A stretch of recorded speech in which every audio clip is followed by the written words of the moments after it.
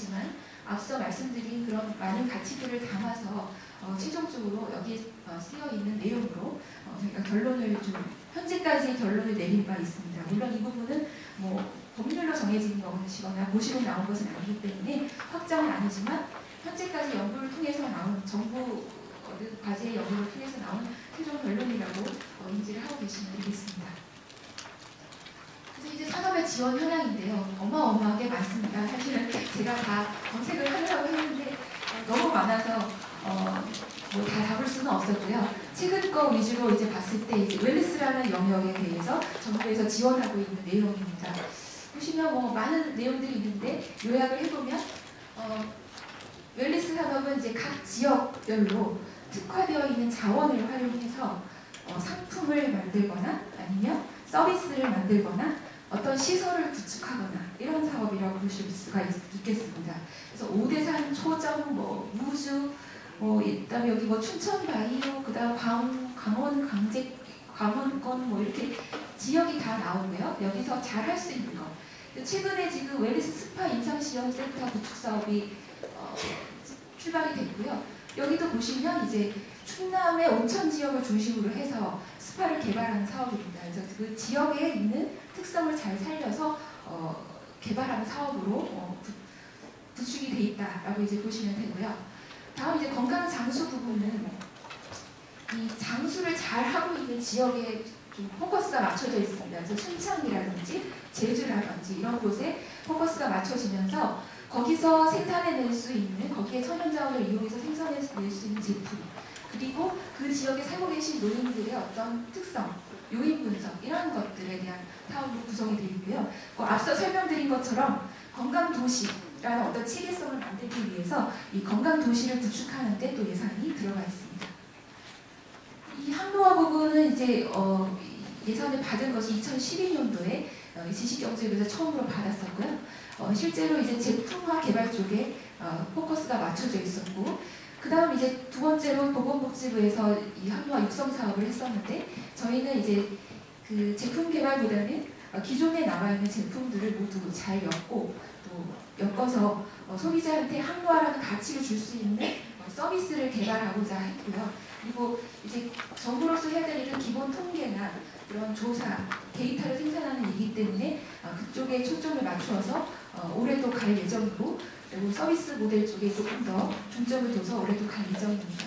그 다음에 이제 얼마 전에 경상남도와 경상도에서 이 항로화 산업화 플랫폼 사업으로 큰 예산을 받으셨습니다. 이쪽은 내용을 들여다보니 거기도 이제 그 경남 지역의 천연 자원을 이용을 해서 각종 좋은 상품을 이제 개발을 하는 것이고요. 거기에 이제 맞춰서 만들어진 그런 그 상품들의 어떤 플랫폼 역할을 이쪽 그 경남도에서 하시겠다라는 그런 내용으로 구성이 되어 있습니다. 그래서 웰리스의 정확한 R&D가 얼마큼 투자되는지는 공개된 자료가 없어서 저희가 이제 노화와 관련된 자료가 있어서 여기에다 이제 노화 R&D 부분을 실어봤는데, 실제로 이제 기반 연구나 산업화 연구가 좀 많은 부분을 차지하고 있지만, 여기서 보시는 것처럼 실제로 이제 서비스를 어떻게 할 것인가 소비자한테 이런 부분은 좀 부족하다. 아직은 이제 시작하고 있는 부분인 것 같은 영역으로 보여지고요. 그 다음에 6개 부처별로 봤을 때는 교과부와 복지부, 산업부 이렇게 3개 부처가 많은 돈을 투자하고 있는 것을 볼 수가 있습니다. 이 노화 관련 연구 부분은 이 국가가 국립을 설립을 해서 관리를 하고 있는 것은 미국과 일본 두 나라입니다. 그래서 두 나라에서는 국립노화연구소가 만들어져 있고요. 특별한 연구 목표를 가지고 이런 예산을 꾸준히 받아가면서 일을 진행을 하고 있습니다. 다음은 이제 그 유럽 부분을 보시면, 여기 제가 이렇게 초록색으로 협의회, 의회라고 이제 표시를 특별히 해놨는데, 유럽으로 넘어가면 이제 국가가 주도를 하기보다는 의회에서 이런 노화와 관련된 연구의회들이 있습니다. 연구의회들이 어떤 돈과 기금을 가지고 대학에 연구 자금을 투자를 해서 그들이 어떤 연구 결과를 내도록 그렇게 하는 시스템으로 되어 있습니다.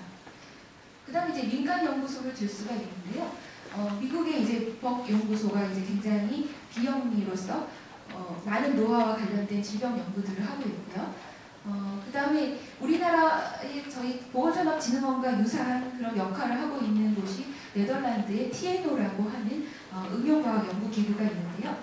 실제로 여기서는 전체 이제 5개 분야의 독립 연구기관으로 있던 것들을 이제 하나의 기관으로 통합을 해서 정부 예산과 비정부 예산 그리고 국제 공동 연구들을 통해서 원하는 그런 목표를 달성해내고 있고요.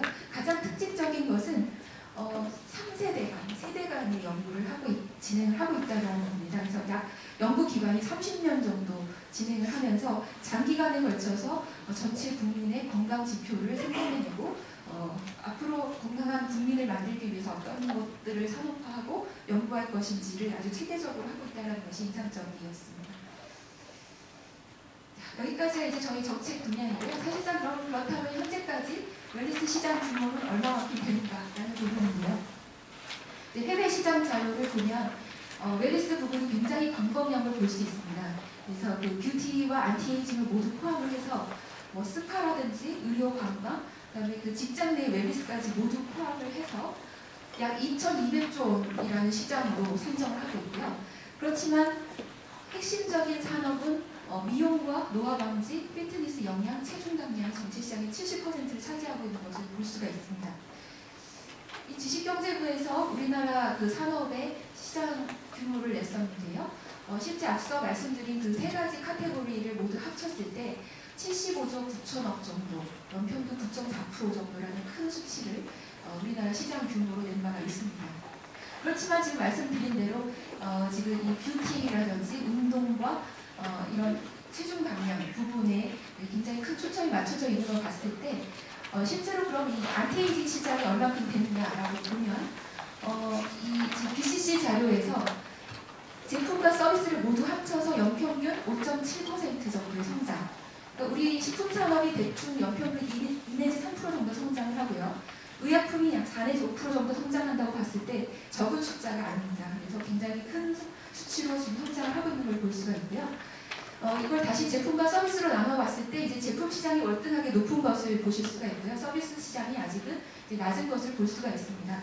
여기 제품과 서비스의 영역 부분을 이제 밑에다 표시를 해놨고 보시면 이제 대부분의 우리가 지금 산업에서 볼 수 있는 서비스나 제품들이 들어가 있는 것을 볼 수가 있습니다.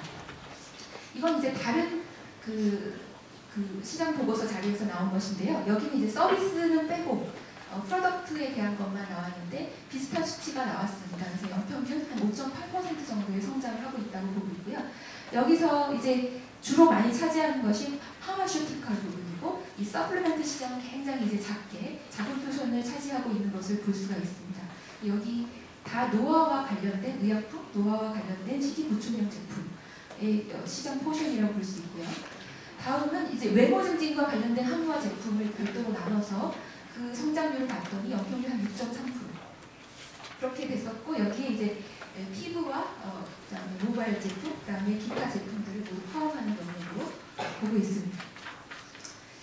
실제로 이제 이 신흥국과 어떤 개도국 간의 차이를 보면 선진국이 아직도 많은 시장 포션을 차지하고 있고요. 그다음에 그 신흥국이 적은 표선을 차지하고 있지만 굉장히 높은 성장 잠재력을 가지고 있는 것을 보실 수가 있습니다. 특히 지금 미국과 유럽이 대부분의 시장을 장악하고 있는데요. 그 아시아 시장이 지금 4번째로 8.8% 정도 영역을 차지하고 있습니다. 이 중에서 우리나라가 어느 정도 되느냐라고 봤을 때는 지금 삼성경제연구소에서 나온 그 추상치가 약 11.9조였습니다. 2011년도에. 그래서 세계 그 BCC 자료랑 비교를 그냥 상대 비교했을 때 약 5% 정도로 추정을 했다는 내용이고요.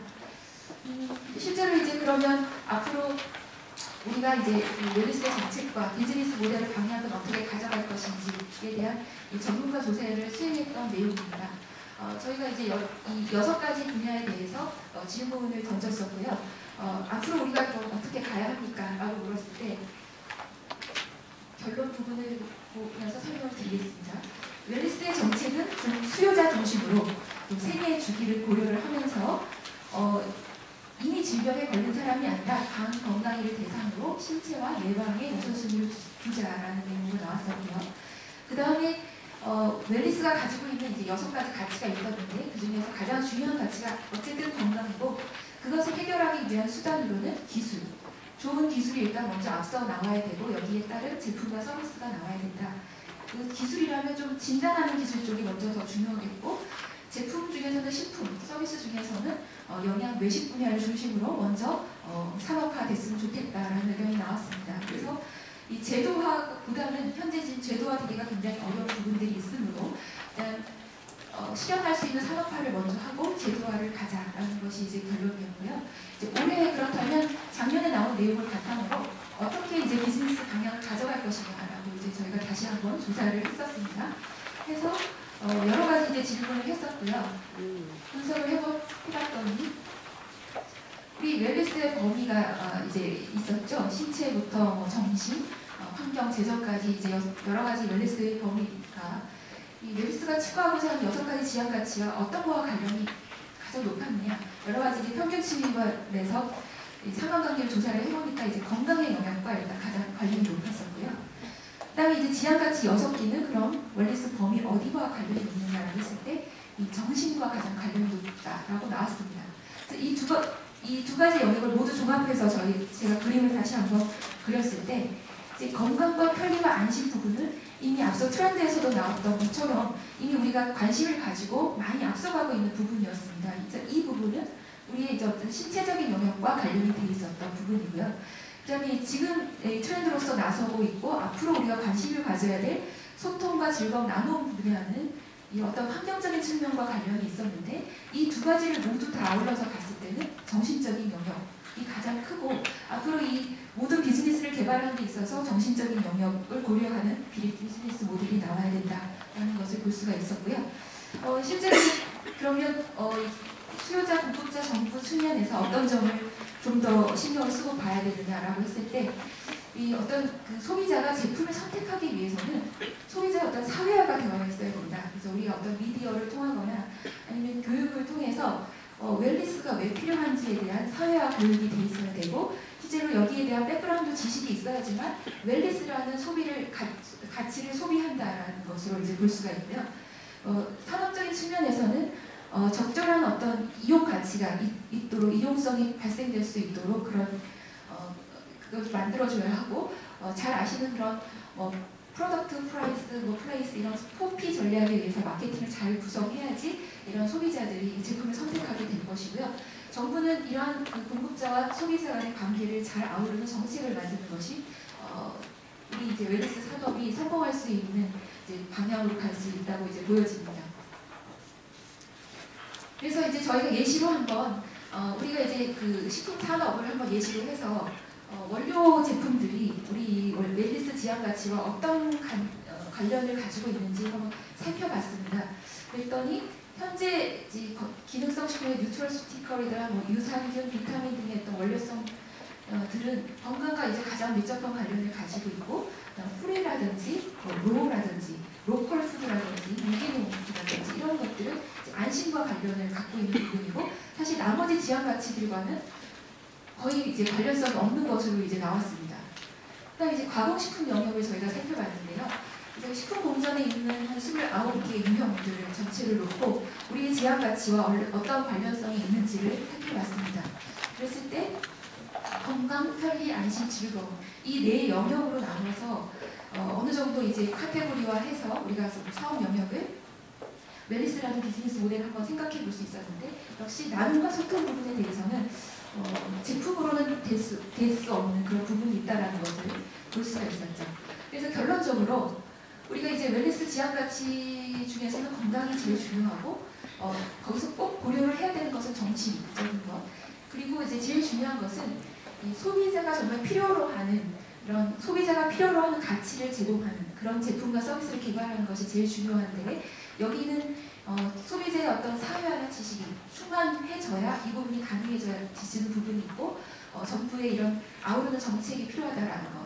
그래서 지금 보시는 것처럼 우리가 이제 예시로 살펴봤던 것처럼 원료성 제품은 이제 건강과 안심 부분에 대한 프로덕트들을 저희가 만들어낼 수 있는데, 나머지 부분은 서비스라는 영역으로 채워서 가치를 만들어야 하고요. 가공제품 영역에서는 4가지의 어떤 키워드들을 채울 수 있었지만 나머지 채울 수 없는 소통과 나누는 부분은 서비스로 채워서 이 소비자가 필요로 하는 가치를 제공하는 비즈니스를 만들어 볼 필요가 있다라는 것을 이제 저희가 조사를 통해서 볼 수가 있었습니다. 그래서 지금 시간이 많이 갔는데요. 그래서 지금까지 했던 내용들을 이제 종합을 해보면 전체적으로 이제 그 환경적인 요소들이 계속 변하고 있고 키워드로 볼 수 있는 것은 계속 말씀드린 웰리스나 뭐 헬스 에이징이나 롱데비티 이런 부분이고 이런 가치가 포함된 제품과 서비스를 개발해서 상품으로 만들어내는 것이 이제 중요한데 가야 될 길이 굉장히 멉니다. 이제 산업적 측면에서는 그러한 이제 제품과 서비스를 만드는 노력들을 해야 될 것이지만 정책적인 측면에서는 이런 제품과 서비스가 갈 수 있도록 법과 제도를 만들어주고 기본적인 연구 환경을 조성을 해줘야 되겠죠. 기술적인 측면에서는 사실 그 산업화와 소비자의 건강 그리고 과학적인 근거 이런 것들의 어떤 접점이 되는 지표를 만들어주는 것이 가장 중요한 일일 것입니다. 지표가 만들어지고 제대로 된 제품과 서비스가 나온다면 여기에 대한 인증과 컨설팅들을 하면서 계속적으로 발전을 시켜 나갈 수 있을 것이고요. 그렇다면 우리가 원하는 가치인 웰리스든 이것이 항로화든 아니면 건강 장수든 이러한 가치를 실현할 수 있지 않을까라는 생각입니다. 제가 시간이 조금 오버했습니다.